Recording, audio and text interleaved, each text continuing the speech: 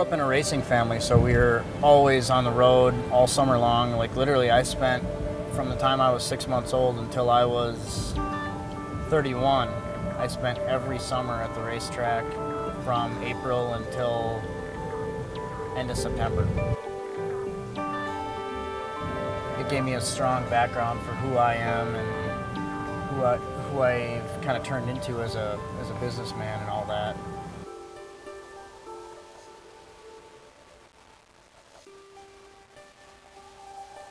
Well, that's an interesting thought, the early years of Chris Weiser. At a young age, he was, well, Pat brought him along to the racetrack because at that time I was racing 6 nights a week. Yeah, he was just always there, my little helper. I mean, I couldn't have done it without Chris. He was just a perfect kid.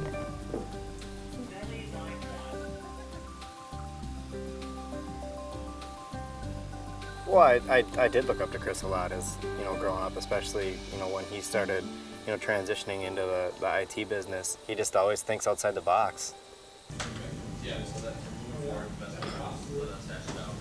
Yeah, we have a good amount of experience in your field. We have Coal Investments is over there, like 15 people. Yeah. We have Purnell Wealth Management there, Wells Fargo, Okay. I think, right? Yep. Yeah, they're Wells Fargo, and that was Raymond James. So really, Yep. to us, it doesn't really matter. Yeah. We have a good amount of experience with it, with all the things that we're required to do with the archiving, the journaling, all the security side. So we want the experience to be a really positive one, and we want you to see that we treat people differently.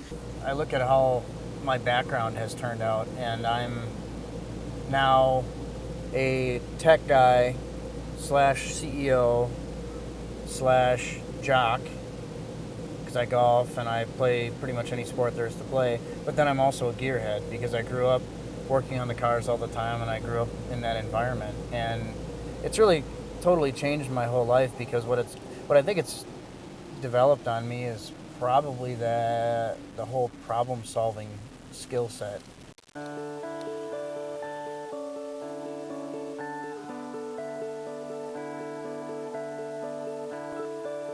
In the racing environment, things change constantly, and you have to prepare for that, and it's not a whole lot different than the business world.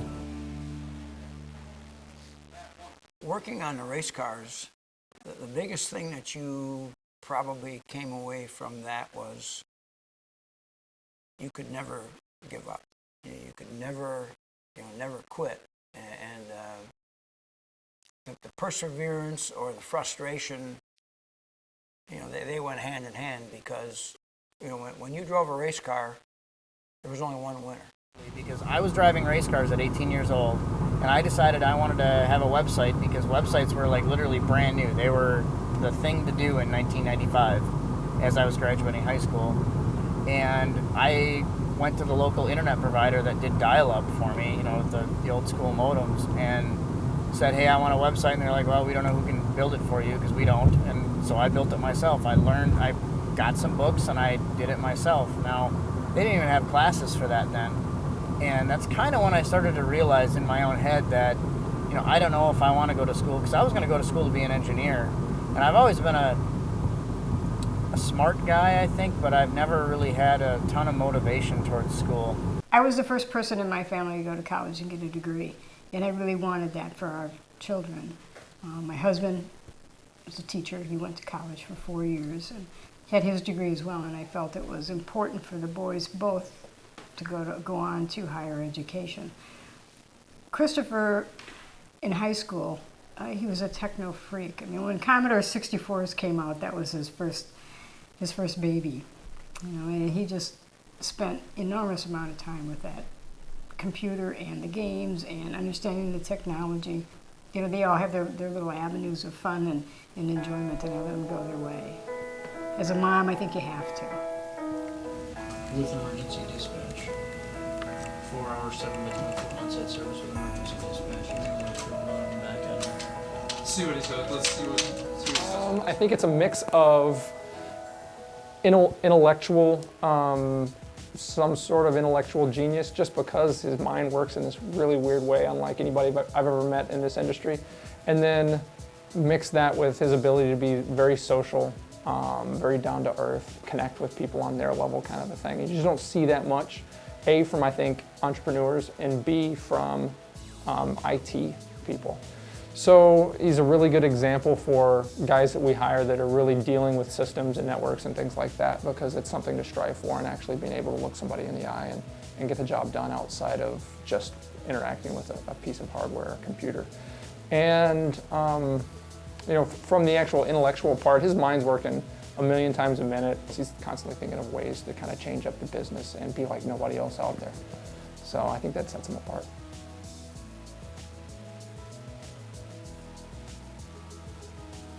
After speaking with him a couple of times, it was pretty clear that even as the CEO of the company, he was going to be really involved in the day-to-day operations of helping us out and making things work, so we decided to enter an agreement with him. Eventually, you can't do everything yourself. You need help if you're going to keep growing the company and growing the business, because there's other things that you need to focus on. He does everything from hosts our email to all the server work, the data connections, everything that is computer related. We buy our computers from him now. What we do as a whole is come up with there's no one trick pony. There's no one size fits all type solution. We got multiple things that work that we can meld for every client. And one of the best things that we do is come up with their top 10. In fact, Brian and I, our sales executive, sat down yesterday and we were looking at a specific client, and our first discussion was, what's their top 10 issues? What's the biggest things that are wrong or that they're having problems with, their biggest pains?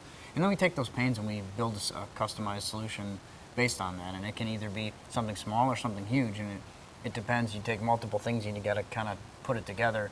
There's budget and factor of what they're doing and what kind of support they want and their pains, and you build them all together, and then you put it into a solution that fits best for them. There's a lot of different things out there that aren't that way, especially in technology. You're force-fed certain things. That's probably the best way of putting it. And we allow you to tell us what you want.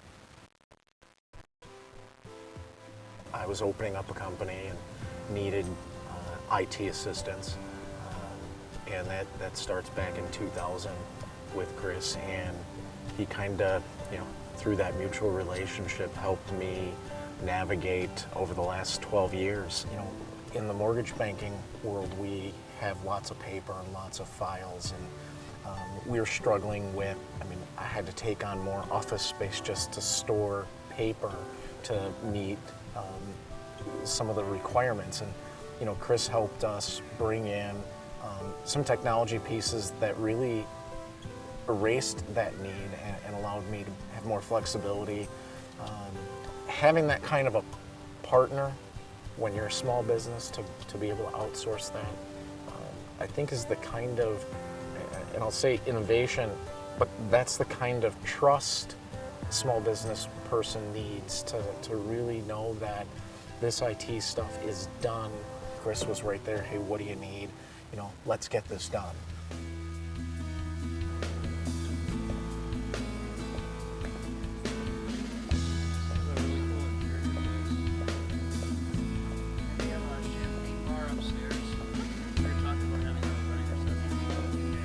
Chris and I got engaged after 6 months of knowing each other.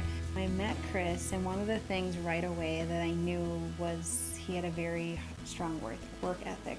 My father was self-employed, so I grew up with kind of my father figure and the man in my life being someone who is a really hard worker, and he's very passionate about what he does. He doesn't just put in the time. He loves helping other business owners, and sometimes it can be frustrating to me because I feel like it takes away from our relationship, so it's difficult to balance, but it's what I admire about him the most is definitely how hard he works and the drive that he has.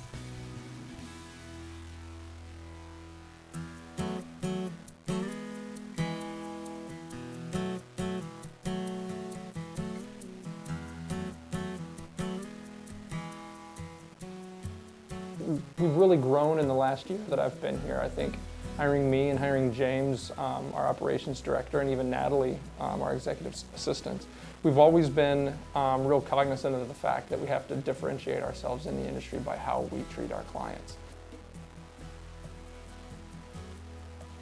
We definitely go above above and beyond. Anytime there's a problem, we have Josh, who's our on-site tech person. He will be there that day, you know, and I think our clients really respect that out of us. He's the first place I turn to whenever I have an IT, even though my parent company provides me IT support. I'm the on-site guy, so if something goes down where requires on-site work, like a server outage where we can't remote in, the internet connection goes down, a piece of equipment breaks, like a scanner, fax copier, I'll be there ASAP. We foster our relationships constantly. We have monthly business reviews with clients and then quarterly business reviews. So we're always out there, talking to our clients, making sure that everything is just how they want it. I think it's really great for the clients because, remote support is good. It's fast, but with that on-site support, depending on the issue, it'll allow us to get to the bottom of the issue quicker. We'll do what we need to do to fix it, whether that's swapping out a computer for them or driving an hour and a half away just to help them plug something in. It's our job is to make sure that all of their technology is working as it should, and we'll do what we need to make sure that that's the case. So with me, my staff really has to keep up and stay on top of things, and so it takes the right people to fit into the mold, and I think that's probably the biggest reason we've had success is finding the right people that fit with the management style. I do think personality testing and profiling of people has played a big role in that, because when you can pick where you want people to go and based on their personality type, and then move them around when you see that their personality type is different, it helps to manage them, and it helps to place them in roles that fit them better. So I think that has a lot to do with it too.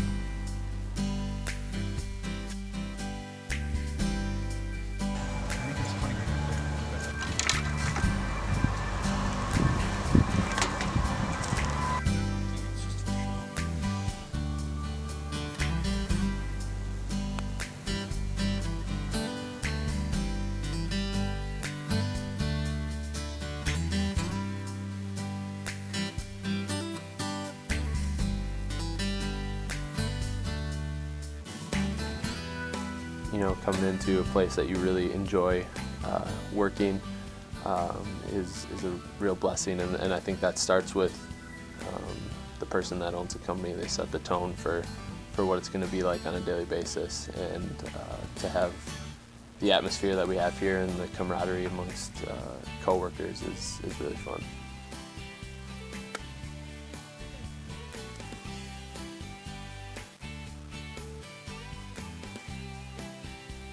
The guys go in the back and play basketball in the back, and I don't know, it makes it fun. It makes it more of a relaxed atmosphere. When he comes in, he always gives me a high five instead of just like, hello, how are you? Oh, don't I get the shot up there? Oh, yeah. I did get the shot. Well, one day he kind of just showed up with this little mini kid's basketball hoop, and he started to put it in my office, and there's no room out in front here because the ceiling's so low, so we put it in back. And sometimes when it just behooves us to not sit in front of the computers or do something else for a little bit when you just need a breakaway, we call it IT, kind of like horse, but with 2 letters, and we go back there and play and kind of let off some steam, have a little fun. I think we have a hell of a lot of fun. It's something that's important to us. I think, we spend a lot of time together.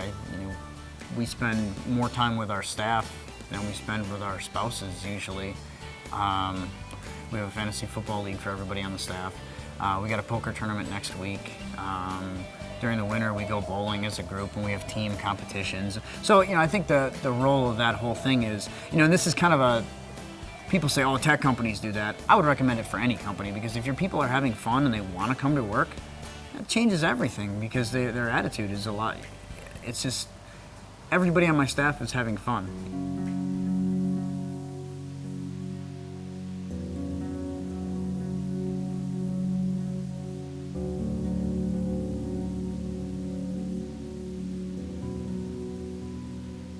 Really the big difference between entrepreneurs, small business owners, and I personally, granted I'm biased, but I don't think any of them get enough credit, because you're basically saying, I'm giving away the comfort in my life for what I hope is better. And it's literally that. I'm giving away the comfort I have right now, which is I could have a steady paycheck, I could have a steady job, I could have a career that I could make 80 grand a year at, or whatever, 60 grand a year. I think a lot of America's happy with 45 or 40, But you're giving away that comfort of a steady paycheck for taking money that you have, and you're going to invest it into an idea, and you're going to hope to hell it works. Initially, when Chris and I had met, he was very open about his previous experiences as a business owner, and one of the things that he spoke to was how he had a secretary embezzle a large amount of money from the company. And it initially wasn't something that he talked a lot about. He talked about the amount and how it was a secretary of his that was a young girl, but I could tell that it was something that he didn't want to disclose a lot of information about.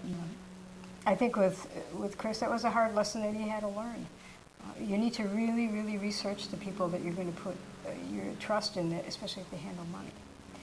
And you should always have, and I think that's one of the conversations we had, you have to have a backup process in place so you're always monitoring it.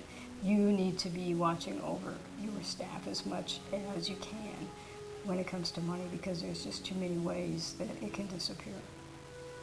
What's funny is the biggest threats are often the closest ones. 80% of hacking attempts come from internal. He knows what it feels like to have somebody take something that they shouldn't have from you, and you still have to live with the ramifications of trying to fix that problem. And people don't realize that, and it's, I went through it personally. I had an employee basically steal from me for 6, 8, 10 months a long time ago, and it's one of the hardships that really almost ended my career, and that's one of the things I hear a lot. So I can't stress enough how important it is to lock your stuff down. It's important to trust your people, obviously, but trust with measurement, I guess you could say.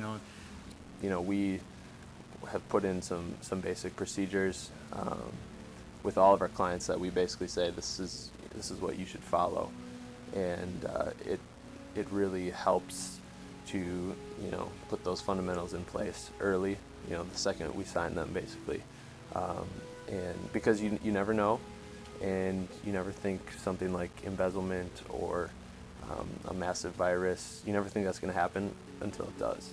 So we kind of put policies and procedures in place early on to make sure it doesn't happen. Now I've learned from it. I've come back stronger from it. That's all you can do. I had two paths at that time. I could either go cry in my drink and be miserable forever, or I can use it as strength and build myself up. And I chose that path, and I'm still here, and it won't ever happen again. I'll say that.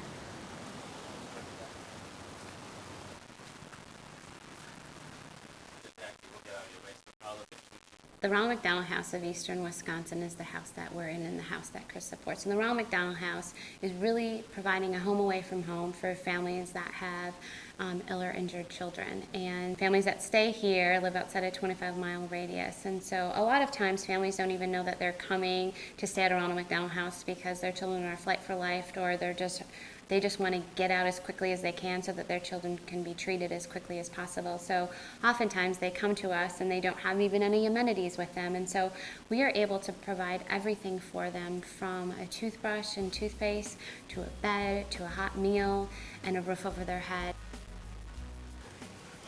So this Ronald McDonald House was built in 1984, and we have 38 rooms for our families. In addition to the 38 rooms, we offer a computer lab here for them to go on Caring Bridge websites and stay connected with their friends and families. And this is all supported through Tech Squad, and this is a really great place for them to also keep up with their work while they are away from their normal lives and staying connected to their families. Not only is his company supporting it, but him personally giving of his time to sit on committees and donate services and donate funds and sponsor events. He most recently was a sponsor at our most recent golf outing a few months ago, and it really it's great to have not just somebody come in and offer a service, but to actually be a friend and a partner. And he's not going to try to sell me something that I don't need, because he is invested in this both personally and professionally. It's just a great example of a man who is becoming successful and is successful, but is becoming more successful as a business, and understands that one of the core values of any successful business is to prop up the surrounding communities. And one of the ways to do that is through people who need. And it's a neat piece, and something that's just lets me know that there's a good man, a good character there. And it's not surprising that his business reflects that character. One of the reasons we do what we do is to make sure that I have knowledge up here and we have knowledge across my whole team, and we're trying to convey that down to make sure that as many people as we can touch get the best solution possible. We do have a mission statement that is basically to provide small to medium-sized businesses with the best technology solution possible. And that's literally the mission statement we start all of our meetings with and all of our process discussions with, and it's to try and convey those things to our staff, and we try and also convey that all to our end clients.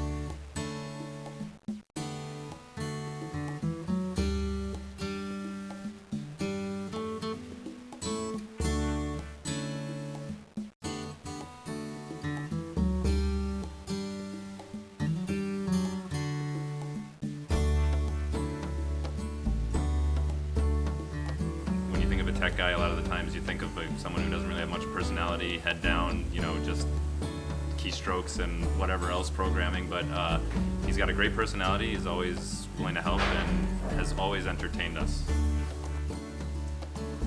Our whole thing is we want to try and give you the best technology experience possible, and a lot of that falls down to not the gears and the computers and the RAMs and ROMs and all that kind of, I don't even know what a RIM is, but all those things, but it's putting the right people in place to convey the right attitude and the right atmosphere. I think what sets him apart, and especially in the situation being at the Ronald McDonald House, is when he's here, he's here. His mind is fully vested. He isn't thinking of something else, and I can tell that his focus is on our needs. It's not always the easiest way or the cheapest way out, but it's clearly the right way. And seeing Chris not take the easy way out, but take the right way out, is an admirable choice to make. And we were just reading an email from a client that just said our people are always respectful and are always polite and are always courteous and on time. That has nothing to do with technology whatsoever, but it has to do with the technology experience. So that's really what we're trying to do. That we try and convey the best technology experience and the overall customer experience that we can.